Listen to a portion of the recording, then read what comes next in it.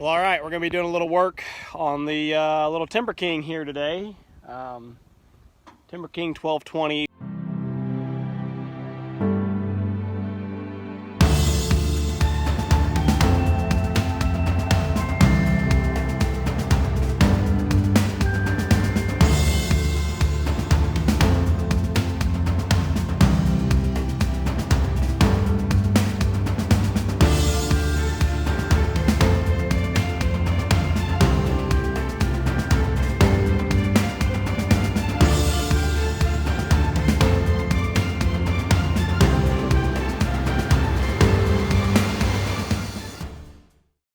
One more thing I want to do, obviously the water hose, and I want to tighten my belt.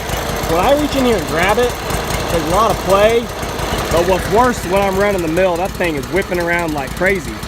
I don't see an option to tension it, like as far as a tensioner pulley. I think the only thing I can do is I have to loosen these mounting bolts on the bottom and pry the whole engine over with a pry bar or something. So let me work on that real quick while I got my tools out here. All right, got the engine pulled over. Belt is much better. You don't want it so dang tight that it can't turn, so you still want a little bit of play, but not like it had. I won't really know until I start the mill and run it, and we'll see, because that would whip around like crazy down there, and I think it'll be a lot smoother. But I'll show you what I did to pull it over here, because there's not a tensioner spring or a tensioner assembly of any sort that I can really find. The motor just slides on that plate. So I put this ratchet strap around the base and brought it back over here to, you know, one leg of this solid 4-post head. And can't remember the guy's name. That's the TimberKing guy, but he's all about that solid 4-post head. It cracks me up watching the videos. Anyway, so I just ran a strap around it, ratcheted it down, and that actually let me pull it over kind of slow, you know, one click at a time basically. And I kept checking that tension. I don't know, you know, what's a rule of thumb. I just kind of, you know, pushed on it to see. I kind of like that. So anyway, I got it pulled over, bolted back down tight, release that. Oh, that had that whole thing kind of in a bind. But anyway, release our strap there, and oh, water hose, water line, and then get our water line done there, and then we'll try to actually see if we can I guess I can go get a log to put on here, but I'm at least going to start it and engage the blade and watch that belt.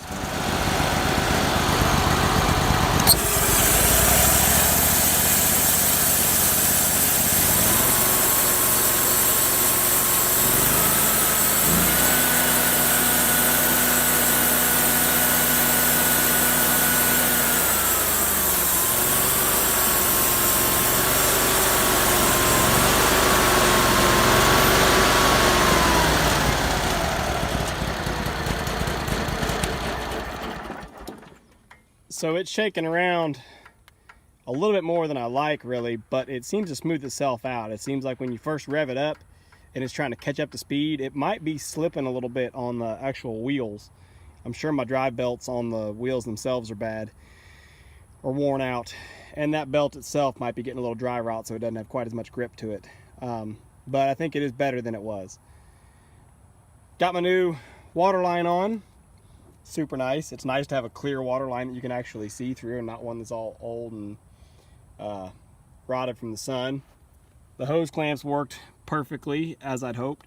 The only other thing was on this used to be kind of a piece of hard plastic. It was weathered from the sun, and I could slip it on and off there so I could take my bucket down to change out or to refill it. And now it's not wanting to let me pull it down. Like I slipped this on here and I can't slip it back off. It's like it's sucked up on there and stuck. So either I'll have to use pliers and disconnect here each time if I want to set the bucket down, or I'll just have to fill the bucket in place, which it just sits up there. I need to get, you know, like the factory water jug back on here would be kind of nice, but I've been just kind of making this work. Anyway,